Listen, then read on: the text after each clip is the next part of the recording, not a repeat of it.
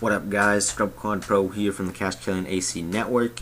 Now, normally at this time, I would be bringing you a Raw recap, but over these past couple days, I've sort of been thinking, when I do the Raw recaps, I don't actually talk about Monday Night Raw as much as I talk about specific storylines, so I'm no longer going to do Raw recaps. Instead, I'm sort of going to do WWE, or maybe just straight up wrestling, week in review type of thing.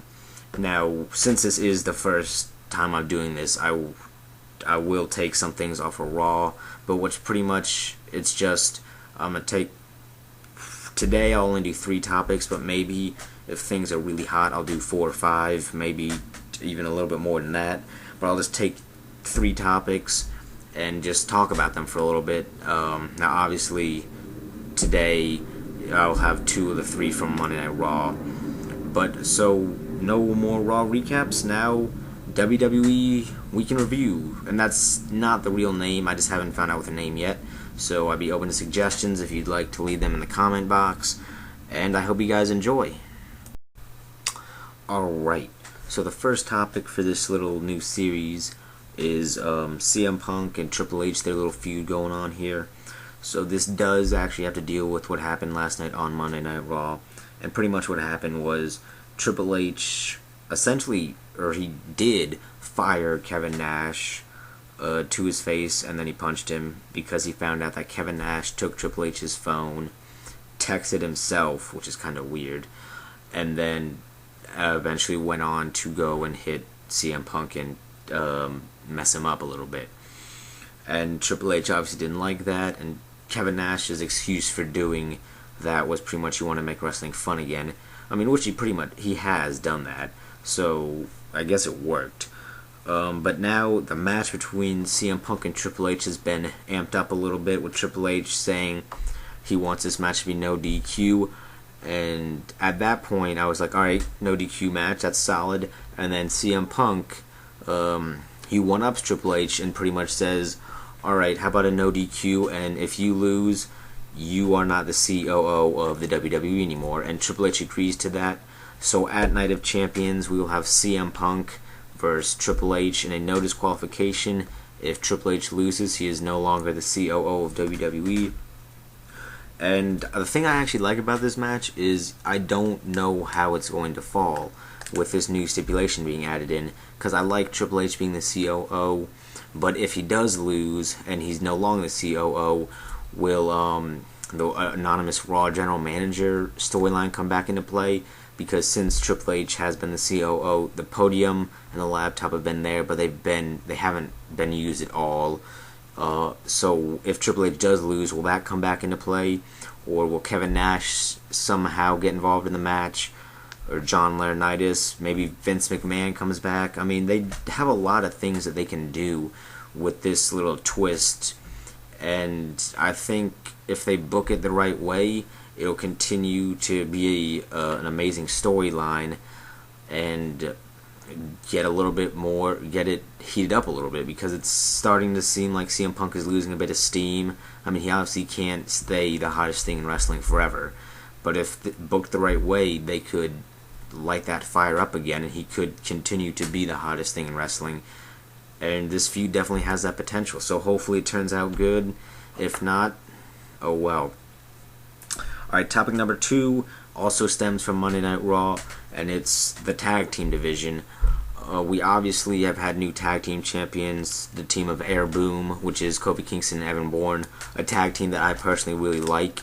I think it's a good way to start building up the tag team division, and Evan Bourne is finally getting recognized for his in-ring ability and talent.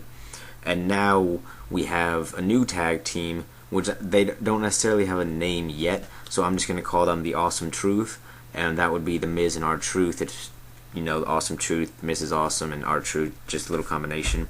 And they were named number 1 contenders, so they will now feud with Air Boom. Now, I really like this feud. All 4 men are good in-ring competitors. None of them are lacking in in-ring skills like some other people, not in the tag team division, like David Otunga and Michael McGillicuddy. So all these 4 people have been in types of matches that when working with each other, I think they will excel. and so they will face each other at Night of Champions. Hopefully this brings legitimacy back to the tag team division, because let's be honest, for like the past year it's been a joke.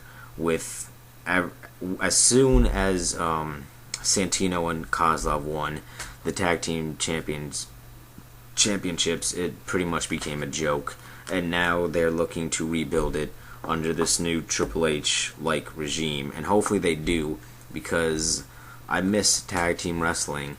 Normally when I see tag team wrestling come on, it's just stupid and I go get food, but now I'll actually watch it because these two are good tag teams, and hopefully they will use other underused guys like Zack Ryder to build up maybe another tag team, because two solid tag teams are good, but when you have multiple solid tag teams and good main event storylines, it just makes your product even better.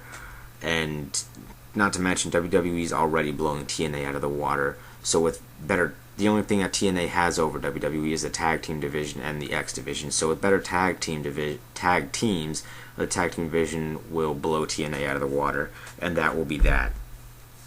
And the third topic for this new little series, it's actually really recent. Like, I literally found out about it probably 10 minutes before I got on to do this video, is The Rock. It seems as if The Rock is advertised to actually wrestle at SummerSlam.